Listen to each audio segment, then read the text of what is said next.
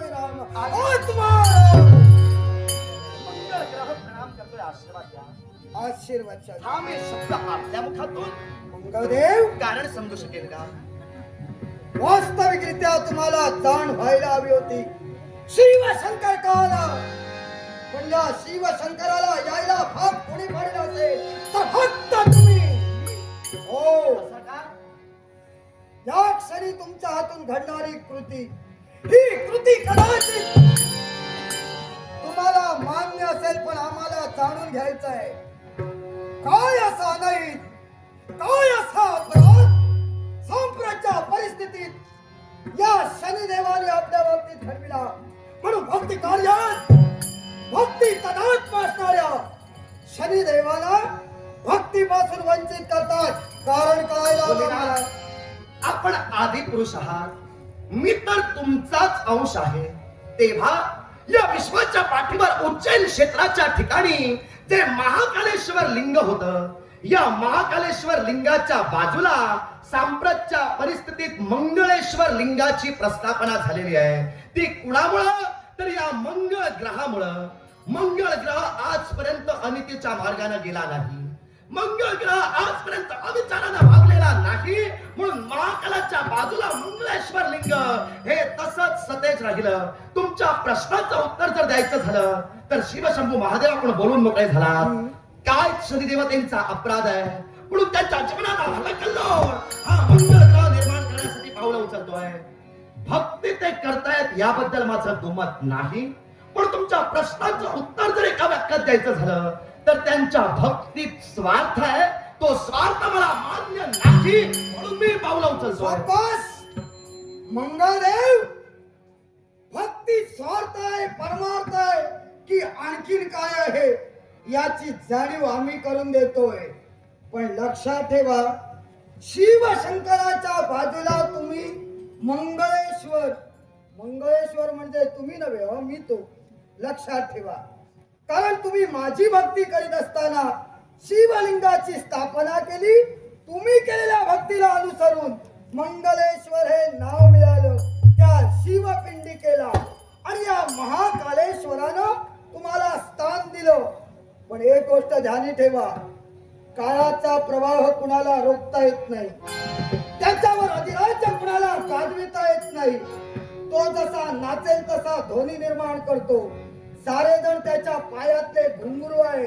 तो आज एकाला नाचवेल, उद्या दुसऱ्याला नाचवेल. तेव्हा तुमची जागा आहे, पण ती जागा टिकविणं महत्वाचं आहे. त्यामुळे लक्षात ठेवा, वेळ ठरली तर तुमची देखील जागा बदलू शकते. पण तुमच्या प्रश्नाला केवळ अनुत्तरित ठेवणार नाही. या विश्वात त्यांच्याकरवी चाललेला स्वार्थ म्हणे तुम्हाला मान्य नाही. तो स्वार्थ काय हे समजेल आम्हाला? निश्चितच समजेल. पण आदि पुरुषा, आपल्या मुखातून निघणाऱ्या शब्दांनी मनात माझा अचंबा निर्माण झाला.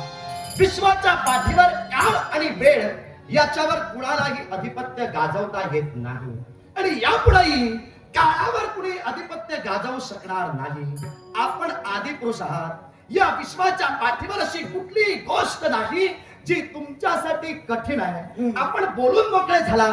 महाकालेश्वर लिंगाच्या बाजूला जे मंगळेश्वर लिंग आहे ते मंगळेश्वर लिंग म्हणजे मंगळ ग्रह नव्हे तर प्रत्यक्षात आदिपुरुष आपणच आहात. मी तुमची एक निष्ठतेने त्या महाकालेश्वर खऱ्या अर्थानं पिंडीच्या बाजूला भक्ती केली आणि म्हणून जे लिंग मी स्थापित केलं तुमची भक्ती करून त्यात तुम्ही अंश स्वरूपाने तुमचं वास्तव्य ठेवलात आणि मंगळाच्या भक्तीला भुलून माझं नाव त्या खऱ्या अर्थानं पिंडीला दिलात म्हणून ती पिंडी मंगळेश्वर म्हणून झाली.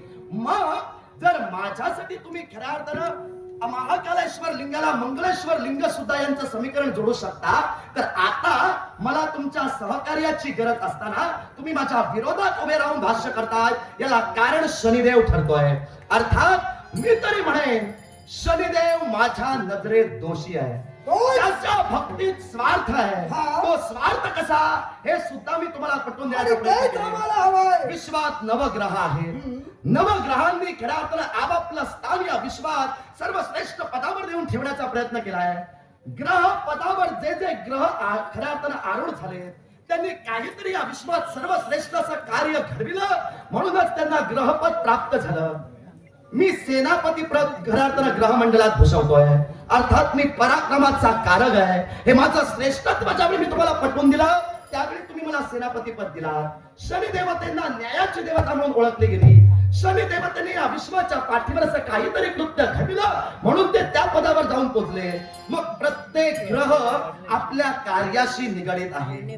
प्रत्येक ग्रह आपल्या स्थानावर अधिष्ठित आहे, तो त्याच्या श्रेष्ठत्वानुसार. प्रत्येक जण त्याच्या स्थानी श्रेष्ठच आहे. मग साऱ्या ग्रहात श्रेष्ठत्व मिळवण्याचा मानस शनी देवतेच्या मनात का उत्पन्न व्हावा?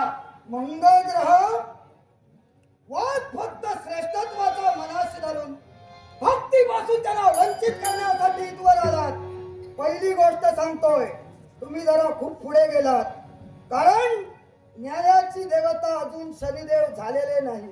न्यायाची देवता अजून तरी मी आहे, कारण तो दंड अजून माझ्याकडे आहे. आदिपुरुष तो दंड समजा भविष्यात कोणाच्या हाती गेला तर न्याय व्यवस्था बदलणार. मी तेव्हा तुम्ही बोलून गेलात म्हणून बोललो. ऐका, न्यायाची देवता शनिदेव अजूनपर्यंत झालेली नाही. आदिपुरुषा, न्याय मीच करतो. लक्षात ठेवा. आदिपुरुषा, मी हे बोललो याच्या मुळाशी सखोल कारण होतं. स्पष्ट आता करा. ते कारण मी तुम्हाला स्पष्ट करून सांगतो. या विश्वाच्या पाठीवर काही काळासाठी शनिदेवांचं वास्तव्य हे काक पक्षांच्या सानिध्यात होतं. काक पक्षांच्या सानिध्यात ज्यावेळी शनिदेव होते त्यावेळी शनिदेव ते काक पक्षी म्हणजेच आपले मित्र परिवार आहेत. काक पक्षी हाच माझा परिवार आहे. काक पक्षी म्हणजेच माझं सार सर्वस्व आहे. या मनोधारणेनं काही काळ त्यांच्याशी गुण्या गोविंदानं नांदत होते. एके दिवशी असा प्रसंग घडला. देवराज देवेंद्र, खऱ्या अर्थानं देवराज देवेंद्र यांनी आपल्या वज्राच्या सहाय्यानं त्या काक पक्षांवर वज्राचा वार केला आणि त्यायोगे सारे काक पक्षी मृत झाले. शनी महाराज ज्यावेळी काक मातेकडे गेले त्यावेळी काक मातेनं त्यांना सांगितलं, आज मृत्यूला सारे काक पक्षी सामोरे जात आहे. त्याच्या मुळाशी असणारं कारण देवतांचे राजे इंद्रदेव आहेत. तेव्हा त्या काक मातेच्या या निर्गुण हत्येचा सूड घेण्यासाठी शनी महाराजांनी देवतांवर आक्रमण केलं. देवतांवर आक्रमण केलं आणि शनी महाराजांनी खऱ्या अर्थानं देवतांची त्रेधा उडविली. देवतांची त्रेधा उडविली त्यावेळी सारे देव आपापलं स्थान सोडून खऱ्या अर्थानं जीवाच्या भीतीनं मिळेल त्या मार्गाने पळत होते. त्यावेळी इंद्रदेव तुमच्यापर्यंत आले. तेव्हा तुम्ही इंद्रदेवतेना सांगितला, ज्या बालकाच्या बाबतीत तुम्ही जी कृती घडवला त्या कृतीनुसार हा अद्वितीय असा बालक खऱ्या अर्थानं हे सोड भावनेपोटी करतोय, यात त्याचा दोष आहे असं मी म्हणणार नाही. पण देवतांचं स्थान या विश्वात जर डळमळीत झालं तर सृष्टीचं स्थैर्य डागाळलं जातं. आणि म्हणूनच देवराज देवेंद्रांसाठी शनी महाराजांना आदिपुरुष तुम्ही प्रतिकार केला. तेव्हा तुम्ही काय केला तर तुमच्या हाती असणारा जगभक्षक, या जगभक्षकायोगे शनी महाराजांना तुम्ही मारण्यासाठी जाणार तोच हा शनिदेव जर खऱ्या अर्थानं तुम्ही तुमच्या जगभक्षकांना जर मारिलात तर या विश्वाच्या पाठीवर जे कार्य देवतांना घडवायचंय ते घडवता येणार नाही. म्हणून तुम्ही फक्त त्याच्यावर लात मारलात. तेव्हा शनिदेव स्वर्ग साम्राज्यातून पिंपळ वृक्षावर एका जाऊन पडले. पिंपळ वृक्षावर जाऊन पडले तेव्हा साऱ्या देवतांना तुम्ही घेतलात आणि साऱ्या देवतांना घेऊन तुम्ही त्या पिंपळ वृक्षापाशी आलात आणि साऱ्या देवतांनी शनी देवतेंसाठी काय केलं तर कुचला नावाची वनस्पती आणि मोय नावाची वनस्पती, या दोन वनस्पतींपासून एक औषधी गुणधर्म निर्माण केला आणि त्यायोगे शनी देवतेंच्या छातीवर तुम्ही जी लात मारलात त्याचं विलेपन केलं गेलं. त्यावेळी तुम्ही सांगितला, शनिदेव तुझी चूक नव्हती, पण तू जे झटलास तो काक मातेला न्याय देण्यासाठी झटलास. अर्थात या विश्वाच्या पाठीवर न्यायाचा शास्ता म्हणून तुझी ख्याती कीर्ती होईल. मी तुम्ही त्याला दंड दिलात म्हणून सांगितलेलं नाही, पण शनिदेव हे खऱ्या अर्थानं न्यायानं चालणारे आहेत हे तिथून स्पष्ट होतोय म्हणून बोललो. हे मंगळ ग्रह बोललात ते बोललात, सारं काही मीच घडविलेलं मलाच सांगितलं, त्याबद्दल तुमचे आभार. कारण तुम्ही मुद्दा असा शनिदेव मुद्दा तुमचाच होता की न्याय व्यवस्था त्यांच्याकडे असताना अधिक श्रेष्ठपणाची हाव का होईना? निश्चितच. मग न्याय व्यवस्था अजून त्यांच्याकडे नाही हेच मी तुम्हाला सांगतोय. मी काय म्हणालो? मी फक्त त्यांना स्थान दिलं ते ग्रहमंडळात, कारण या विश्वात त्याआधी त्यांना स्थान नव्हतं. पण ज्या क्षणी हा सांगितलेला प्रकार घडला तेव्हापासूनच शनिदेवांची नियुक्ती ही ग्रहमंडळात झालेली आहे. आधी पुरुषा- त्यांच्या जवळ असणाऱ्या दृष्टीचा योगा करून प्रत्येकाच्या राशी भविष्यानुसार, प्रत्येकाच्या प्रार्थनानुसार ते त्याच्या जीवन राशीत जाऊन आपला प्रभाव दाखवितात आणि या विश्वात आपलं कर्म सिद्ध करतात. अर्थात प्रत्येकाच्या पाप पुण्याची जाण ठेवून त्यांना त्यांच्या कर्माची फळं देणारे म्हणून शनिदेव या विश्वात एक ग्रहमंडळातील घटक म्हणून आहेत. न्याय देवता म्हणून नाही आणि न्याय व्यवस्था चालवत नाही हे पुन्हा सांगतोय. आदी पुरुषा, मी तुम्हाला असं सांगितलेलं नाही की तुम्ही शनिदेवतेच्या हाती, तुमच्या हाती जो दंड येतो त्यांना दिलात आणि त्यांना न्याय शासनाचं खऱ्या अर्थानं सारं अधिपत्य दिलात. पण शनिदेव न्यायासाठीच आहेत हे विधान मी तुम्हाला स्पष्ट करून दिलेलं आहे. शिवाय आदी पुरुष आपण बोलून मोकळे झालात. विश्वाच्या पाठीवर प्रत्येक ग्रह हा 12 राशीतून जात असतो. सारा ग्रहमंडळाचा जर विचार केला तर हे सारं ग्रहमंडल, या ग्रहमंडळात 9 ग्रह आहेत. सूर्य, सोम, मंगळ, बुध, गुरु, शुक्र, शनी, राहू आणि केतू हे 9 ग्रह. या 9 ग्रहांना प्रत्येक ग्रहाला आदी देवता आणि प्रत्यादी देवता ठेवल्या गेल्या. मग आदी देवता आणि प्रत्यादी देवता यांचं अधिपत्य हे प्रत्येक ग्रहावर असतं. जरी ग्रहांचे राजे सूर्यदेव असले तरी सूर्य देवावर खऱ्या अर्थानं अधिपत्य कुणाचं आहे तर त्यांचे आदिदेव आणि प्रत्यादेव देव यांचं आहे. आता सारे ग्रह तुम्हाला सांगितले. प्रत्येक ग्रहांचा आदिदेवत आणि प्रत्यादी देवतही तुम्हाला सांगतो. सूर्यदेवांचे आदिदेव म्हणजे रुद्रदेव आपण आहात आणि प्रत्यादी देव म्हणजे अग्नी. सोम म्हणजे चंद्र, चंद्र ग्रहाचे आदिदेव म्हणजे खऱ्या अर्थानं उमा आणि त्यांचे प्रत्यादी देवता म्हणजे जल. मी मंगळ, मंगळ ग्रहाचा आदिदेव कोण तर मंगळ ग्रहाचा आदिदेव म्हणजे स्कंद. प्रत्यादी देवता कोण तर माझी माता भूमी. सूर्य, सोम, मंगळ. हिशोब नीट घाला.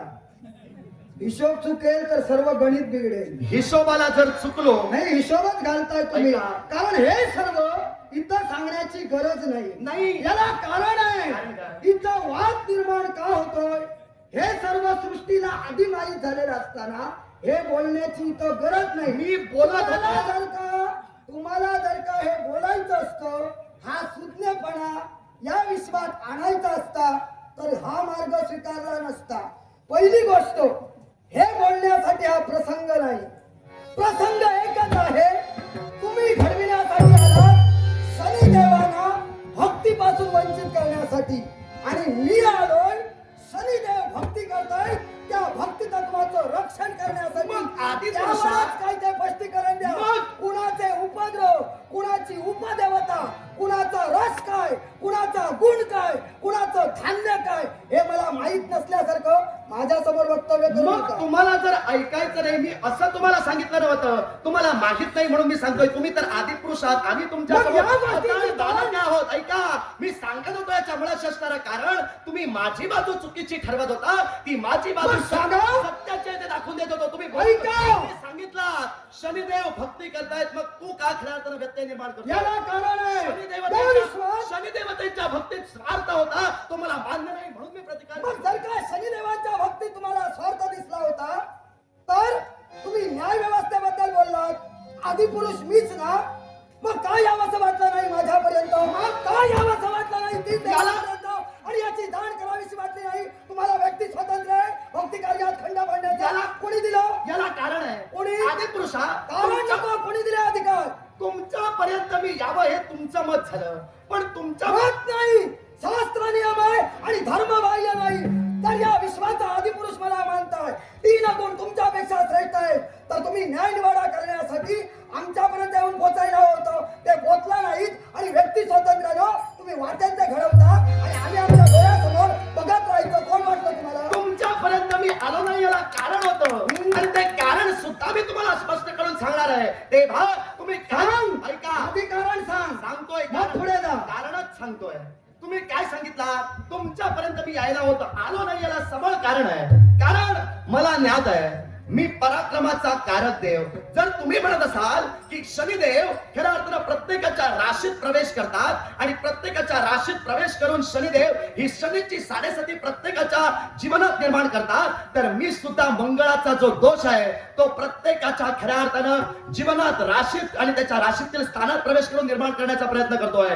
आज खऱ्या अर्थानं हे शनिदेव तपश्चर्या करतायत. ती तपश्चर्या कशासाठी करतायत तर साऱ्या ग्रहात श्रेष्ठत्व त्यांना मिळवायचं आहे. मग त्यांना जर साऱ्या ग्रहात श्रेष्ठत्व मिळवायचं होतं तर ते ग्रह खऱ्या अर्थानं मंडळात आले असते. साऱ्या ग्रहांना त्यांनी सांगितलं असतं ते स्वतः म्हणून इतरत्र ग्रहांचा कमीपणा दाखवण्यासाठी आणि स्वतःचं श्रेष्ठत्व दाखवण्यासाठी ते तपसामर्थ्याने खऱ्या अर्थानं तुमचा खऱ्या अर्थानं तपभंग ते खऱ्या अर्थानं तप करतायत. मग तुम्ही विचारायला हवं होतं आदिपुरुषा, तुम्ही खऱ्या अर्थानं श्री महाराजांना सांगायला हवं होतं, तुम्ही खऱ्या अर्थानं श्रेष्ठ पदावर जर आहात तर अधिक श्रेष्ठत्वाची हाव तुम्हाला का? आता ती जर निर्माण झाली त्यासाठी ते तुमचा तप करतायत. मग तप करताय त्याची कल्पना साऱ्या ग्रहांना नाही म्हणून आम्ही तुम्हाला दिलं नाही, आम्ही आमची पावलं उचलली. मग तुमची पावलं उचललात ती तुमच्या मतानं बरोबर असतील, पण लक्षात ठेवा हा मतभेदात घातक ठरतोय. तुमच्यात एकी नाही म्हणून सारे जण त्याच्या संधीचा उद्या फायदा घेतील. तेव्हा तुमच्यात ऐक्य ठेवा. लक्षात ठेवा तुम्ही ग्रह प्रत्येक जण आपापल्या स्थानी श्रेष्ठ आहात. फक्त राहिला प्रश्न शनिदेवांच्या भक्तीचा आणि तुमच्या मनाप्रमाणे त्यांच्या स्वार्थाचा. पण ते भविष्य आहे. भविष्याच्या गर्भात काय आहे हे देव असलो तरी त्याची वाच्यता करण्याचा अधिकार मला नाही. मग ते भक्ती मार्गाने जात आहेत. दुसऱ्याच्या केवळ वैयक्तिक जीवनात कुठलाही अडथळा निर्माण करत नाहीत. भक्ती करण्याचा अधिकार प्रत्येकाला आहे. तुम्ही ग्रहात आलात, ग्रह मंडळात स्थान मिळालं, ते असत मिळालं की भक्तीनं मिळालं? भक्ती करण्याचा अधिकार प्रत्येकाला आहे. भक्ती प्रत्येकाला करावी. पण आपलं श्रेष्ठत्व सिद्ध करण्यासाठी भक्ती मार्गाने जात असताना दुसऱ्या ग्रहाचा कमीपणा दाखविणं हे शनिदेव काय कमीपणा झाला? आज संप्रच्या परिस्थितीत काय कमीपणा झाला? भक्ती करताय त्याच्यामुळे असे त्यांचं एकमेव कारण आहे. साऱ्या ग्रहात त्यांना श्रेष्ठत्व प्राप्त करायचं आहे. मग साऱ्या ग्रहात श्रेष्ठत्व प्राप्त करत असताना आमचा कुठेतरी कमीपणा झाला. हा तुमचा स्वभाव धर्म तुम्हाला आतापर्यंत त्रास देतोय. दुसऱ्यानं काही बरं करायला गेलं की त्याचा त्रास तुम्हाला होतो. त्यामुळे तुमची फटफटीची वेळ आली होते. लक्षात ठेवा तुमच्या समोर शिव शंकर या विश्वाचा आदिपुरुष उभा आहे. तुम्हाला यांना भक्तीपासून कधी वंचित करायला देणार नाही. पण वेळ आलीच या मंगळग्रहाला तुमून कसा घालवावा हे मला माहिती. मग तुम्ही जर त्यांना भक्तीपासून वंचित करू देणार नाही तर मंगळ ग्रहाचा सुद्धा दृढ निर्धार मंगळ ग्रह भक्तीपासून त्यांना वंचित केल्याशिवाय कधी जाणार. मग कोण मी तुमचा याची जाणीव आहे. निश्चितच आहे. या विश्वात तेव्हा हिरण्याक्ष निर्माण झाला.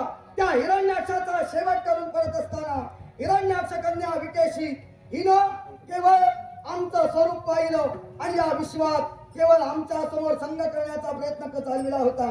पण आम्ही मान्यता दिली नाही. तत्क्षणी आमचा क्रोध जागृत होता. आमचा धर्मबिंदू बाहेर पडला. तिनं तो शोषिला पण तो त्रास केवळ तिला सहन झाल्यामुळं तिनं केवळ तो त्या दिला आणि भूमीला दिला. त्या भूमीनं वाढविला तो भौम. त्यानंतर भारद्वाज मुनींच्या सानिध्यात राहिलास. गणेशाची भक्ती केली आणि या विश्वात गणेशानं अंगीकारलं म्हणून अंगारक.